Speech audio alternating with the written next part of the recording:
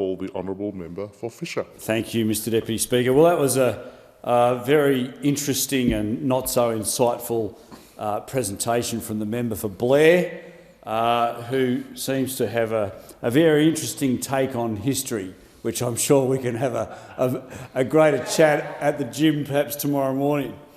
Mr Deputy Speaker, I am very fortunate in my life. I have worked as a carpenter. I've been to TAFE. I was educated at Holmes Glen College of TAFE.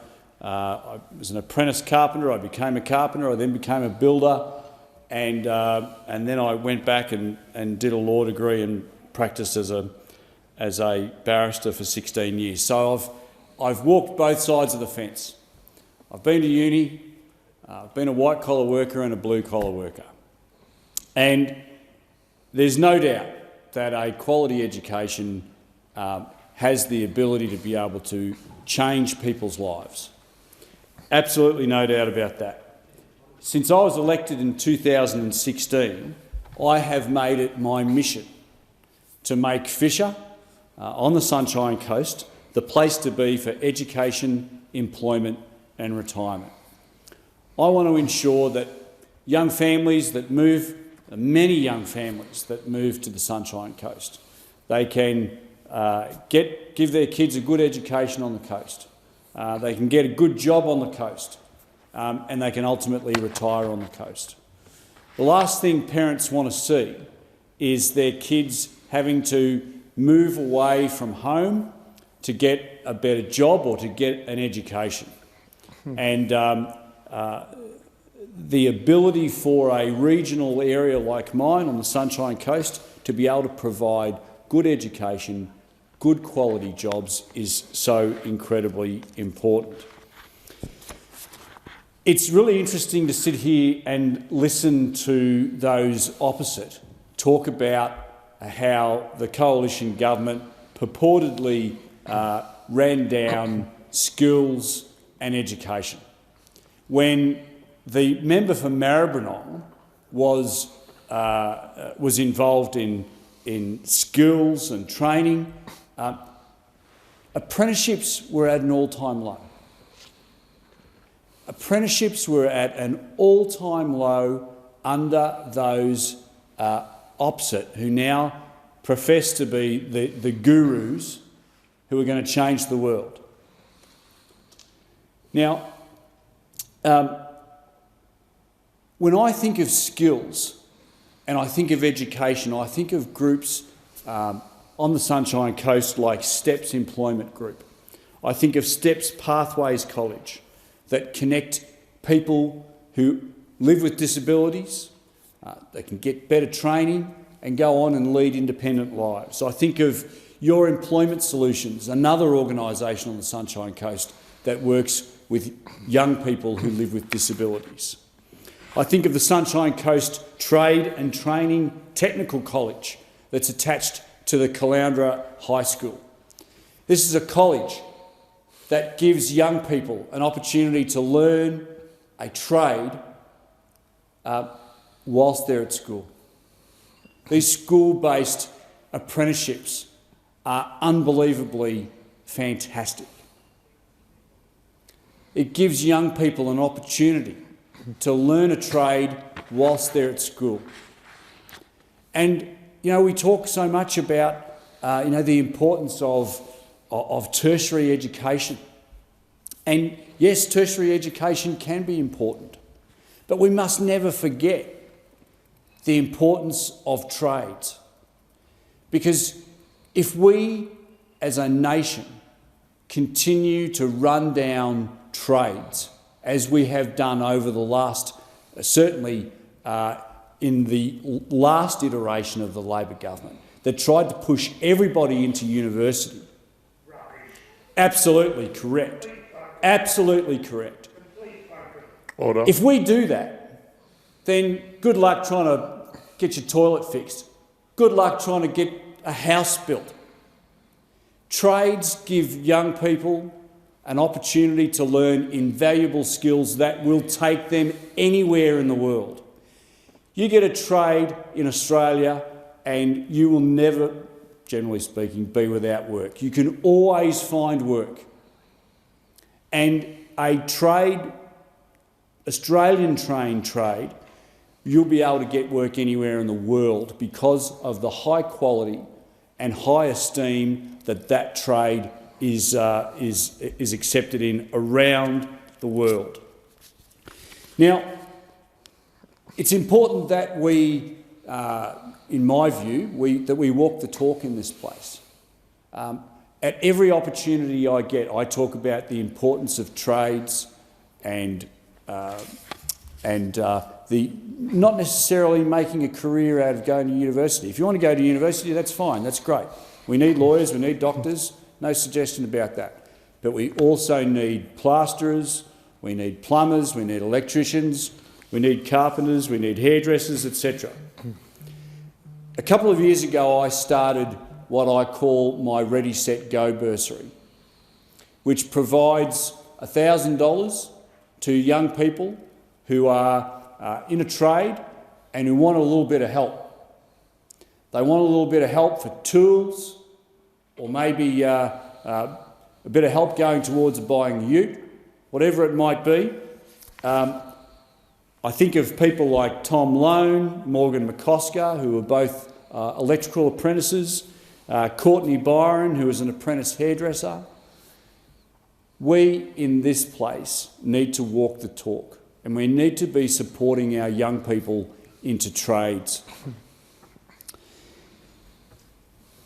In relation to our work on skills and training, when we were in government, now those opposite will tell you all sorts of things about what we did and we didn't do, but these are the facts. These are the facts, member for Moreton, so just listen. We invested record funding into vocational education. The result was historically low unemployment and historically high employment participation, particularly for who, the member for Canning? For young people and women. For young people and women. You can't say, you can't look at the scoreboard and say the maths is wrong. We also saw a record number of apprentices and trainees. Through our $2 billion job trainer program, we supported over 300,000 students through subsidised vocational training. Through our Job Ready package, our Job Ready graduates package, we delivered reforms which make employability in the future economy the priority for higher education funding. Through the JobMaker hiring credit, boosting apprenticeship commencements and completing apprenticeship commencements program, and our wage subsidy program, we were able to support hundreds of thousands of apprentices, trainees and employers to grow our skilled workforce. I've still got plenty of mates who are in the building industry, and let me tell you, Mr Deputy Speaker, they loved the subsidies that we introduced for training apprentices. And we understood that many in the workforce were working without formal qualifications, some for many years. That's why in 2015, the federal government, our federal government, the coalition government, changed the standards for registered training organisations to require all nationally accredited providers to offer recognition of prior learning. Essentially, if you can demonstrate that you have the work experience and informal training equivalent to the skills or competencies in the qualification, the RTO will provide you with a pathway to obtaining a formal qualification. We handed the Labor government a world-class vocational skills and training system, which had recovered from years of Labor meddling and neglect, and which wasn't just growing, but powering ahead in a strong job market and national economy. Now, Mr Deputy Speaker, as my colleagues on this side of the House have outlined time and time again, we want to be a constructive opposition, don't we, member for Canning? We want to be a constructive opposition. We want to work with government to deliver better outcomes for Australians. We want to deliver better outcomes for Australian families and their businesses. Now, sometimes we're going to agree with the government, and sometimes we're not. Sometimes We won't, meaning sometimes we're going to hold, or in fact we will hold the government to account all the time. But just in this spirit of wanting to be a constructive opposition, it's important that we hold the government to account. We hold them to account for their promises and we hold them to account for their inactions. Over 100 days have passed since this government took office. Now, 100 days in the broader scheme of things is not a long time. But this government, the Labor government, needs to start putting some runs on the board. They made Jobs and Skills Australia a cornerstone of their election commitments. And yet, to date, we have no idea what this agency will actually do. We have no information about how it will do what it will do. And we have no information about how it will help it do whatever it will do.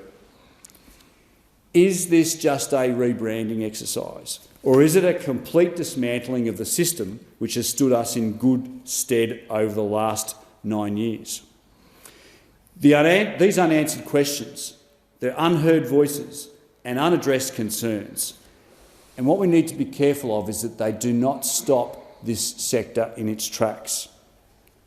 The National Skills Commission already does the job of researching, reporting, coordinating and leading efforts to inform and improve Australia's skilled workforce and training agenda. Mr Deputy Speaker, there is no doubt, as I speak to businesses in my electorate, I think all of us would share that this country is having a skills crisis.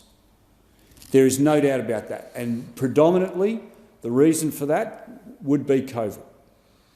COVID has turned our skills training, the way we work, upside down. But that is no reason why we should just sit back and say, well, you know, that's COVID, so be it.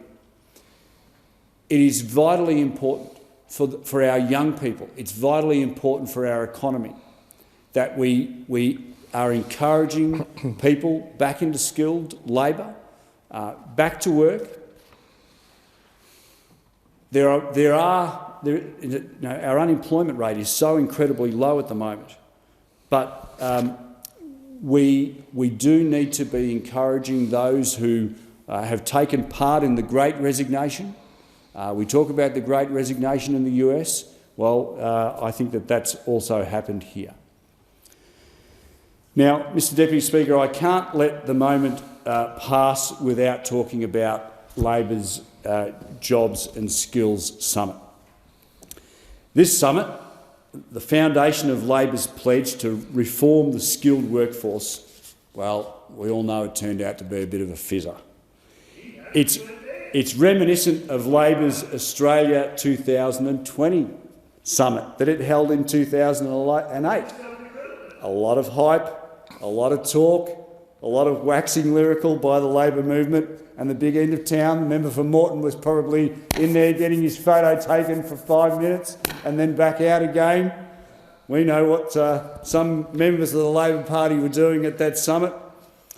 Now, I note with some disappointment that there weren't many local service providers invited. I, in fact, wrote to the Treasurer and I put forward Steps Australia and a couple of other Your Employment Solutions, two great businesses in my electorate. I wrote to Jim, to the Treasurer, and I said, if you want two small local businesses that do great work in the disability sector, you should have these guys at the table. No response. No response. Now, if they were a union, they'd quite likely be there. The summit was a summit of unions. Now, and what this doesn't do, what the summit didn't do, is the summit did not take into account the many great contributions that private service training providers like STEPS, like Your Employment Solutions provide. But, Mr Deputy Speaker, I want to finish by saying that on this side of the House we are absolutely committed to ensuring that Australians continue to be receive good quality skills and training. That's what we have done over the last 9 years, and we will hold this government to account to do the same.